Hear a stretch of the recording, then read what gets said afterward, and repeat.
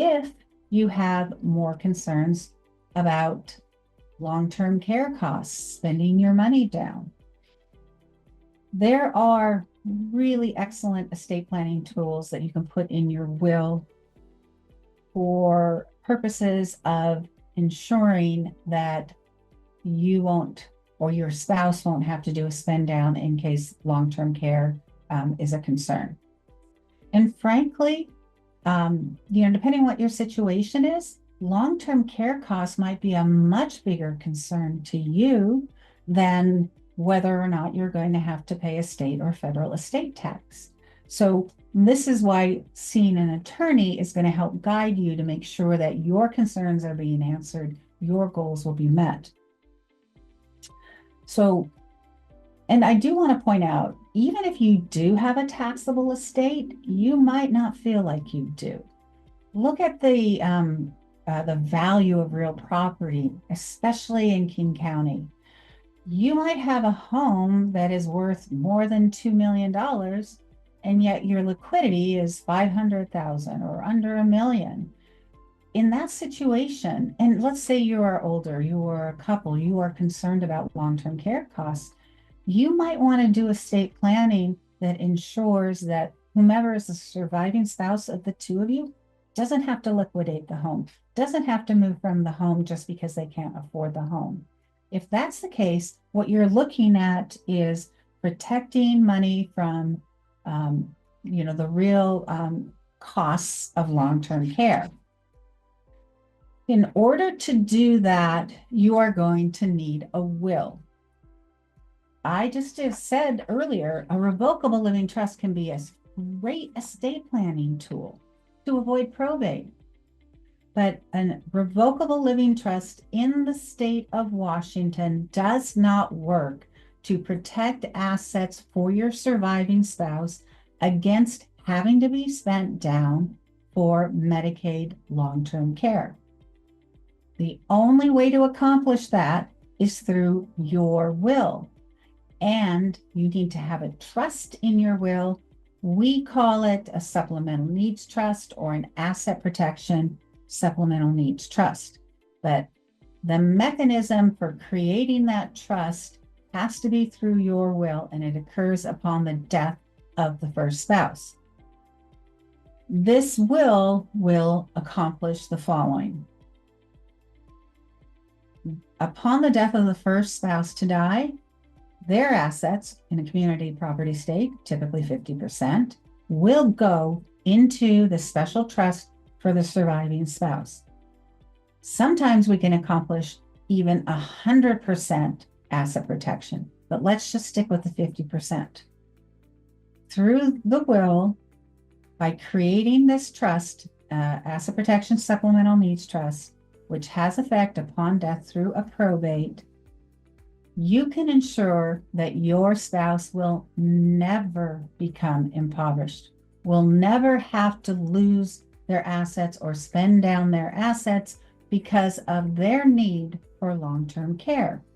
So this is something that people get really confused about because they've all heard revocable living trusts are the way to go. They're the easiest, avoid probate. I am telling you the exact opposite. If you're concerned about making sure that your spouse is not impoverished after your passing due to long-term care costs, we need to take a look at a will with a supplemental needs trust, and that means there will need to be a probate on the passing of the first spouse. So it's because of the benefit. Medicaid will not count any of those assets that are in that asset protection trust created by the will of the first spouse to die.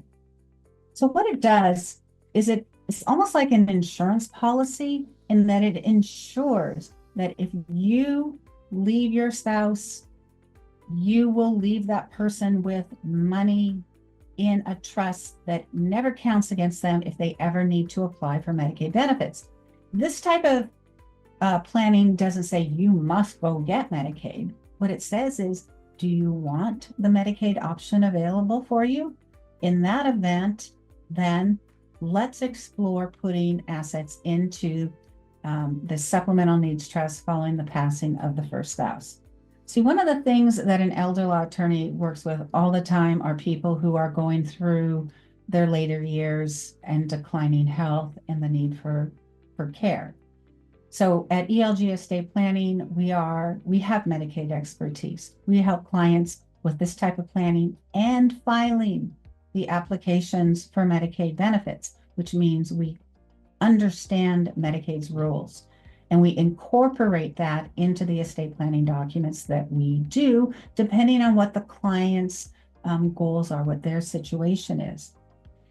When a person is left as a widow or a widower, surviving spouse, Medicaid says you can only have $2,000 in countable assets. Yes, you can have your house and it can be worth over $1 million, but that house will be subject to the state's lien if the surviving spouse, this now single person, does need long-term care help and Medicaid benefits.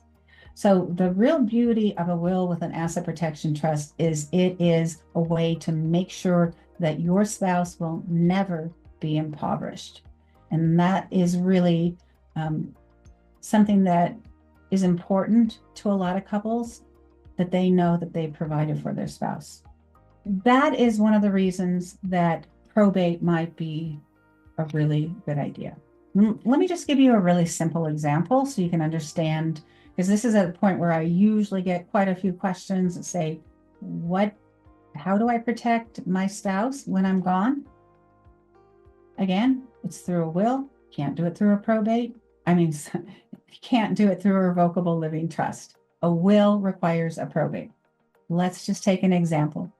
Let's say a couple has $2 million, whatever it looks like, house, investments, funds, they've got $2 million.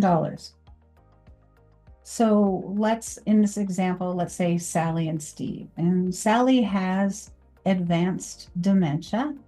Steve is still alive. Steve is taking care of her. Fortunately, before her dementia got too far down the road, they did asset protection estate planning. And that means that they each have a will with a supplemental needs trust. Both of them do, even though it's only Sally that has the dementia. Steve's been caring for her at home. Things are going okay, though it's difficult. And then Steve dies. What happens? Sally can't stay at home anymore. We know that upon Steve's death, at least one half of this estate, which is $1 million, can go into a trust for Sally. And that $1 million that's in the trust, Medicaid will not count it as belonging to Sally, and therefore it doesn't interfere with her application for benefits. Because remember, she can only have $2,000 in countable assets. She can own the house outright, which is $1 million. So let's say that the house was worth $1 million, the other assets were worth $1 million. We put the $1 million liquid assets in the trust. Sally keeps the house. Sally is eligible for Medicaid with $2 million of assets with no spend down. Now, is Medicaid going to be the immediate option that she's going to need to have an attorney in fact act for her because she can't do this? Is that the immediate option that they're going to go to? Likely not. Probably going to look at memory care with a private pay period. So it's not that she will immediately go on Medicaid, but she can. And if, for example, there is a facility that is appropriate for her that doesn't have a private pay period, that accepts Medicaid immediately, there's a lot of facilities in Eastern Washington that do, or skilled nursing. Skilled nursing typically doesn't have any private pay requirement, then she's eligible for Medicaid, and Medicaid will pay for her care. The nice thing about that is they have options. Sally, that $1 million in a trust will never have to go and be spent on her care. At the end of the day, if she is on Medicaid and when she passes, the state gets none of those assets that were placed into this trust.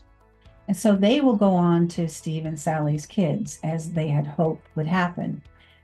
And also, as I mentioned, there is a possibility to put 100% of those assets in this trust up to $2 million, given this couple's situation, the $1 million of the investment account and the $1 million of the house. All of that is possible.